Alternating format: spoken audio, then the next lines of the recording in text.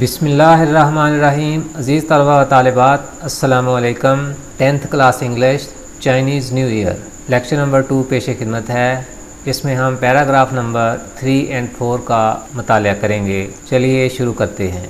Another popular custom is to hang up signs and posters on doors and windows with the Chinese word fu written on them, which means luck and happiness. Another popular custom, another का मतलब है एक और, popular means favorite, loved, तो इसके यहाँ पर synonyms हैं popular के favorite और loved।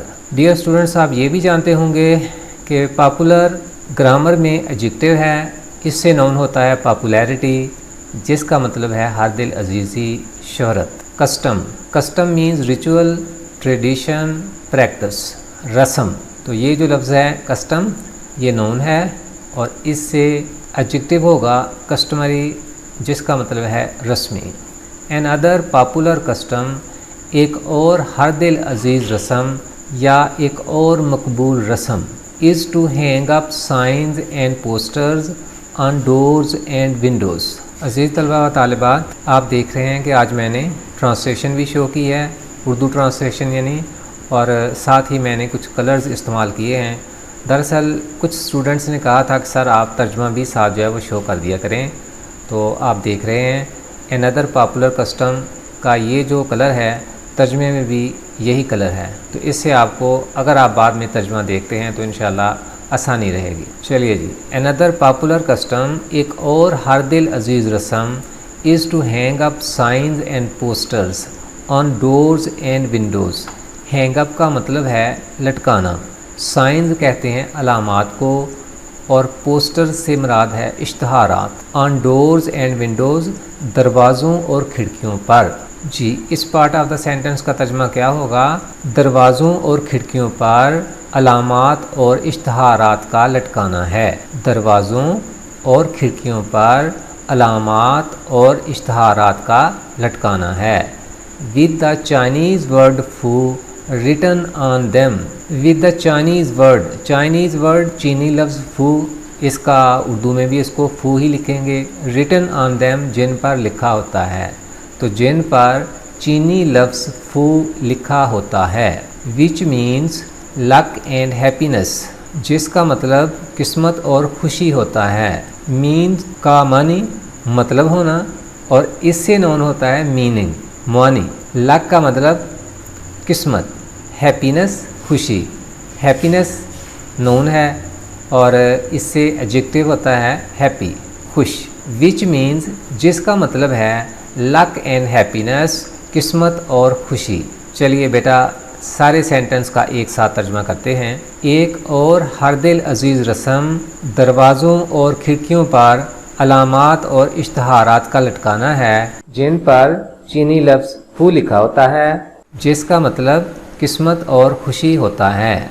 एक और हर दिल अजीज़ रस्म, दरवाज़ों और खिड़कियों पर अलामात और इश्तहारात का लटकाना है, जिन पर चीनी लफ्ज़ फू लिखा होता है, जिसका मतलब किस्मत और खुशी होता है।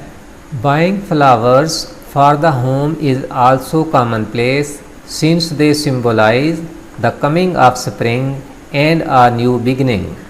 बाइंग फ्लावर्स, फूलों की ख़रीदारी या फूल खरीदना। फॉर द होम, घर के लिए, तो घर के लिए फूलों की ख़रीदारी is also commonplace. Commonplace means usual, typical, customary, आम, इसको उर्दू में कहेंगे आम। इज़ आल्सो कॉमन प्लेस, बी आम है, यानी क्या चीज़ आम है? घर के लिए फूलों की ख़रीदारी इज़ आल्सो कॉमन प्लेस, बी आम है। Since they symbolise, symbolise mean denote, stand for, अलामत होना।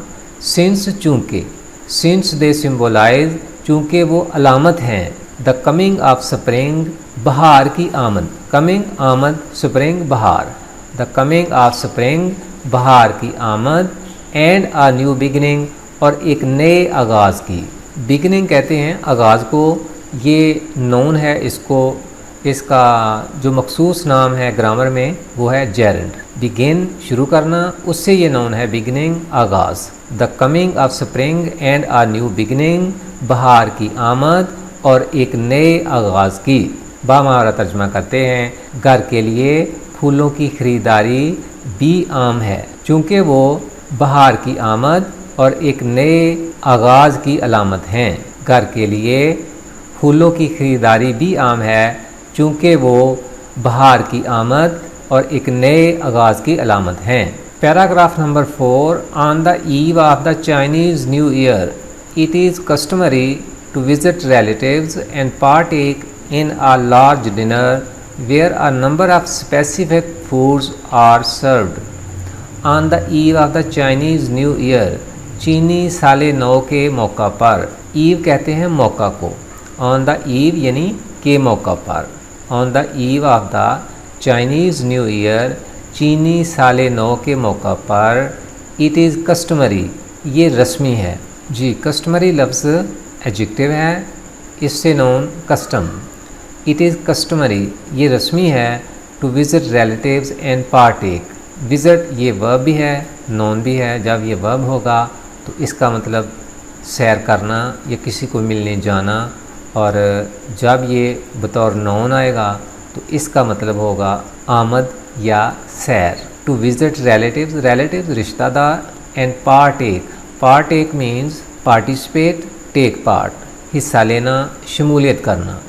टू विज़िट रिलेटिव्स रिश्तेदारों से मिलना, and partake in a large dinner, dinner कहते हैं रात का खाना, इसका मखसूस नाम उर्दू में है अशाइया, यानी जो खाना इशा के वक्त दिया जाए। And partake in a large dinner, और एक बड़े अशाइये में हिस्सा लेना। Where a number of specific foods are served, specific means particular, special, ख़ास। वेयर जहाँ, a number of specific foods बहुत सारे या बड़ी तादाद में ख़ास खाने आर सर्व्ड पेश किए जाते हैं जी। बामुहावरा तर्जमा करते हैं कि चीनी साले नौ के मौका पर रिश्तेदारों से मिलना और एक बड़े अशाइये में हिस्सा लेना रस्मी है, जहां बड़ी तादाद में ख़ास खाने पेश किए जाते हैं। एक बार फिर देखें, चीनी साले नौ के मौका पर रिश्तेदारों से मिलना और एक बड़े अशाइये में हिस्सा लेना, लार्ज डिनर, और एक बड़े अशाइये में हिस्सा लेना रस्मी है, जहां बड़ी तादाद में ख़ास खाने पेश किए जाते हैं।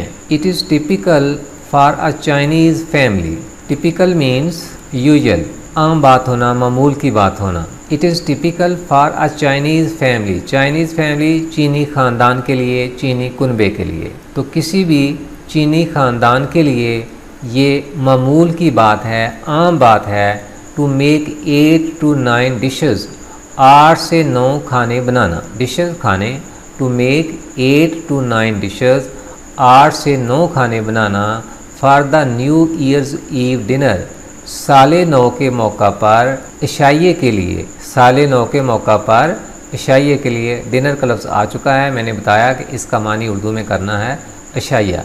For the New Year's Eve dinner, साले नौ के मौका पर इशाइये के लिए। बिकॉज इन चाइनीज़ लैंग्वेज, क्योंकि चीनी ज़ुबान में, लैंग्वेज ज़ुबान, बिकॉज इन चाइनीज़ लैंग्वेज, क्योंकि चीनी ज़ुबान में the word 8 means prosperity, prosper खुशहाल, और उससे ये नोन है प्रॉस्पेरिटी खुशहाली, प्रॉस्पर एडजेक्टिव है। द वर्ड 8 मीन्स प्रॉस्पेरिटी, लफ्ज़ 8 का मतलब है खुशहाली।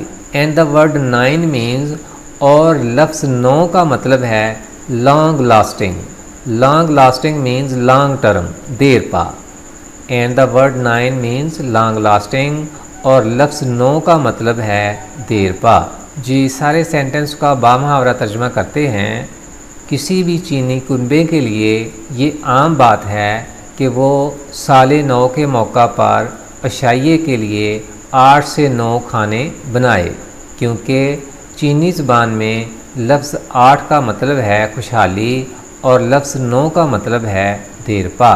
अज़ीज़ तलबा व तालिबात, इस सेंटेंस का एक बार फिर बामावरा तर्जुमा करते हैं। किसी भी चीनी कुनबे के लिए ये आम बात है कि वो साले 9 के मौका पर अशाइये के लिए 8 से 9 खाने बनाए, क्योंकि चीनी ज़ुबान में लफ्ज़ 8 का मतलब है खुशहाली और लफ्ज़ 9 का मतलब है देर पा।